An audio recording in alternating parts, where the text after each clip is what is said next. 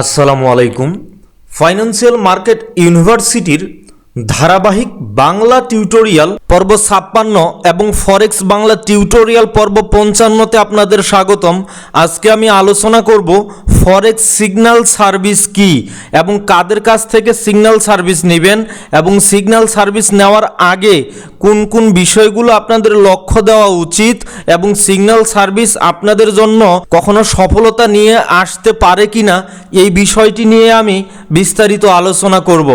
তো মনে রাখবেন, যখন আমরা মার্কেটকে সঠিকভাবে অ্যানালাইসিস করতে পারি না বা আমাদের মার্কেট সম্বন্ধে অভিজ্ঞতা কম থাকার কারণে কিংবা মার্কেটে অ্যানালাইসিস করার জন্য সময়ে আমাদের না থাকার কারণে যখন অন্য কোনো অভিজ্ঞ ট্রেডারের কাছ থেকে এই মার্কেটের অ্যানালাইসিস বা কোন জায়গায় বাই দিব কোন জায়গায় সেল দিব এই সাহায্য এই সহযোগিতাটুকু নিয়ে থাকি, তখন সেটাকে সিগন্যাল সার্ভিস হয়ে থাকে। এখন আপনি যখন অন্য কারো কাছ থেকে এই সিগন্যাল সার্ভিসটি নেবেন তখন আপনাকে নির্দিষ্ট পরিমাণ কিছু অর্থ পে করতে হবে। এই যে প্রতি মান্থলি বা উইকলি বা নির্দিষ্ট কিছু পিপসের বিনিময়ে আপনি একটা ফি দিচ্ছেন, এই ফিটাই হচ্ছে মূলত পেইড সিগন্যাল সার্ভিস। আমাদের সাথে দেখা যায় বিভিন্ন সোশ্যাল মিডিয়াতে বিভিন্ন জন আসে বলে যে তারা সিগন্যাল সার্ভিস প্রোভাইড করে, তাদের সিগন্যাল সার্ভিস এবং তাদের সিগন্যালের উইনিং রেশিও অনেক ভালো।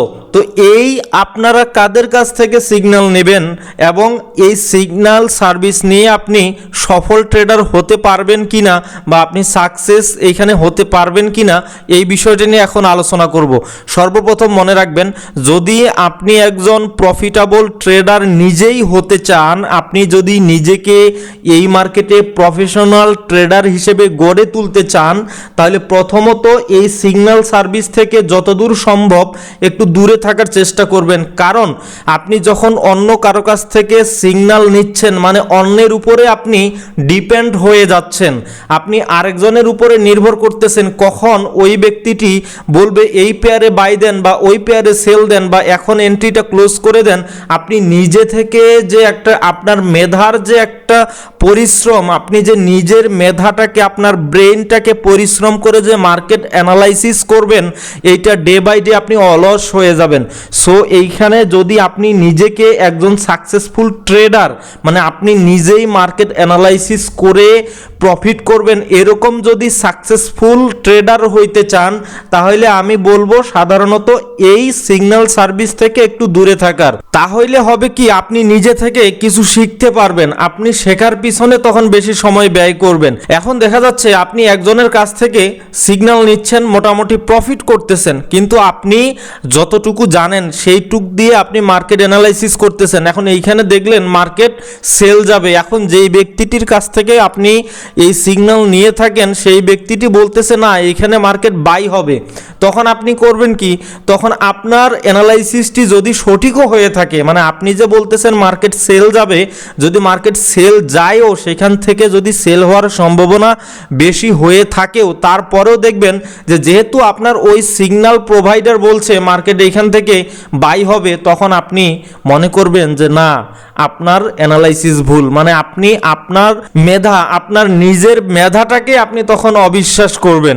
তো এই জন্য আমি সাধারণত বলি যে আপনি যদি এইখানে নিজেকে ট্রেডার হিসেবে গড়ে তুলতে চান তাহলে এই সিগন্যাল সার্ভিস থেকে যতদূর সম্ভব আপনি একটু দূরে থাকার চেষ্টা করবেন।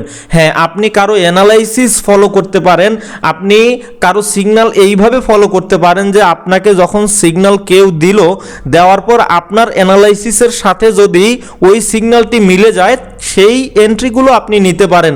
তবে একটা বিষয় মনে রাখবেন, যখন আপনি অন্য কোথাও অন্য কারো কাছ থেকে একটি সিগন্যাল নেবেন, সে ধরেন যে ইউরো ইউএসডি পেয়ারটি বাইয়ে যেতে পারে আজকে, তখন এই যে কোথাও থেকে শুনছেন যে এটা বাইয়ে যেতে পারে, তখন যখন আপনি মার্কেট অ্যানালাইসিস করতে যাবেন তখন মার্কেট বাইয়ে যেতে পারে এইটা কিন্তু আপনার ব্রেনটা একটা জায়গা করে নিছে। সো আপনি তখন দেখবেন যে মার্কেট বাইয়ের পক্ষে কিভাবে বাই যেতে পারে এই নিয়ে আপনি অ্যানালাইসিস করা শুরু করছেন। তো এই জন্য সাধারণত দেখবেন এই সিগন্যাল সার্ভিস থেকে আপনি যত নিজেকে একটু দূরে রাখবেন আপনার ট্রেডিং স্কিলটা তত বেশি ডেভেলপ হবে, কারণ আপনি নিজে নিজে অ্যানালাইসিস করে নিজে নিজে ট্রেড করবেন। এখন ভুল হইলেও কেন ভুলটা হইলো, আপনার ভুলটা কোন জায়গায় হইলো, আপনি কেন ভুল করতে করতেছেন, ভুল করেই তো আপনাকে শিখতে হবে। তো আপনি যদি ট্রেডার হিসেবে এখানে নিজেকে গড়ে তুলতে চান তাহলে সিগন্যাল সার্ভিস থেকে আমার মতে দূরে থাকা উচিত। তো এরপরও চাচ্ছেন যে না আপনি মার্কেটে সময় দিতে পারতেছেন না বা আপাতত আপনার একটা আর্নিং দরকার, সো আপনি যেহেতু বিগিনার বা আপনি এই মার্কেটে অ্যানালাইসিস করে কোনোভাবেই মার্কেটটাকে সঠিকভাবে আইডেন্টিফাই করতে পারতেছেন না, তো একজন অভিজ্ঞ ট্রেডারের সিগন্যাল আপনি ফলো করতে চাচ্ছেন। তো এই অভিজ্ঞ ট্রেডার যার সিগন্যাল ফলো করবেন অবশ্যই তার প্রিভিয়াস 1 বছরের ট্রেডিং হিস্ট্রি দেখবেন। কিভাবে দেখবেন? অবশ্যই সেই ব্যক্তিটির একটি ট্রেডিং অ্যাকাউন্টের ইনভেস্টর আইডি পাসওয়ার্ড দিয়ে তার প্রিভিয়াস 1 বছরের ট্রেডিং হিস্ট্রি দেখবেন। যদি 1 বছরের না থাকে কমপক্ষে একবারে মিনিমাম 6 মাস রেগুলার ট্রেড করছে এরকম একটা ট্রেডিং হিস্ট্রি দেখবেন। এখন এই 6 মাসের মধ্যে যদি দেখেন 6 মাসে দেখলেন মোটামুটি উনি 30%-এর উপরে প্রফিটে আছে, তাহলে আপনি তার অ্যাকাউন্টটা ফলো করতে পারেন। তবে এইখানে আরেকটা বিষয় দেখবেন যে উনি মানি ম্যানেজমেন্ট কতটুকু ফলো করে বা হচ্ছে তার রিস্ক রেশিও কত। এইখানে মনে রাখবেন আপনি যার সিগন্যাল ফলো করবেন সেই সিগন্যালগুলো অবশ্যই 1:2 হতে হবে মিনিমাম। অর্থাৎ আপনার সিগন্যাল প্রোভাইডার আপনাকে যদি কোনো পেয়ারে বাই অথবা সেল করতে বলে সেই ক্ষেত্রে অবশ্যই এসএলটিপি কোথায় হবে এইটা জেনে নেবেন। এখন এটা আপনি আগেই জিজ্ঞেস করবেন যে আপনার ট্রেডের রিস্ক রিওয়ার্ড কত পিপস থাকে, তো এইটা আপনি জেনে নেবেন যে রিস্ক রিওয়ার্ড কত, 1:2 নাকি 1:3। মিনিমাম 1:2 লাগবে। যদি 1:2 হয় এর মানে হচ্ছে আপনার যদি 10 পিপস এসএল থাকে একটি ট্রেডে তাহলে আপনার টিপি হবে 20 পিপস। তো কেন মিনিমাম 1:2 লাগে? যখন আপনি অন্যের কাছ থেকে সিগন্যাল নিয়ে ট্রেড করবেন তখন যদি 1:2 রিস্ক রিওয়ার্ড ফলো করা না হয়, তো এইখানে মনে রাখবেন যখন আপনি 1:2 এর নিচে কারো সিগন্যাল ফলো করবেন তখন দেখা যায় যেহেতু সিগন্যাল প্রোভাইডার আপনাকে সে ধরেন যে এনজেড সিএসএফ এই পেয়ারটিতে এই মুহূর্তে বাই দিতে বলল, তো সিগন্যাল প্রোভাইডার যেই মুহূর্তে বাই দিতে বলল আপনি ওই সময় মার্কেটে থাকলেন না, তখন দেখা যায় কি যে মার্কেট কিছু পিপস ততক্ষণে মুভ করে ফেলছে।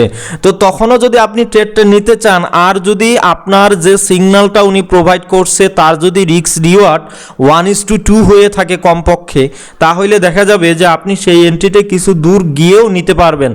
আর 1:2 থাকলে দেখা যায় যে আপনার 50টা ট্রেডের মধ্যে যদি 25টা ট্রেডও আপনি এসএল হিট করে, মানে আপনার 50% ট্রেডেও যদি এসএল হিট করে আর আপনি যদি 1:2 রিস্ক রিওয়ার্ড ফলো করে চলেন তাহলে আপনি ওভারঅল দেখা যাবে মার্কেটে আপনি লসে থাকবেন না। আরেকটা বিষয় মনে রাখবেন, যার সিগন্যাল ফলো করবেন তাদের এসএলটিপি কত পিপস থাকে দেখবেন যে কেউ আছে মাত্র 10 পিপসের জন্য একটা সিগন্যাল প্রোভাইড করে থাকে। না, এই ধরনের সিগন্যাল প্রোভাইডারের কাছ থেকে আপনি সিগন্যাল নেবেন না।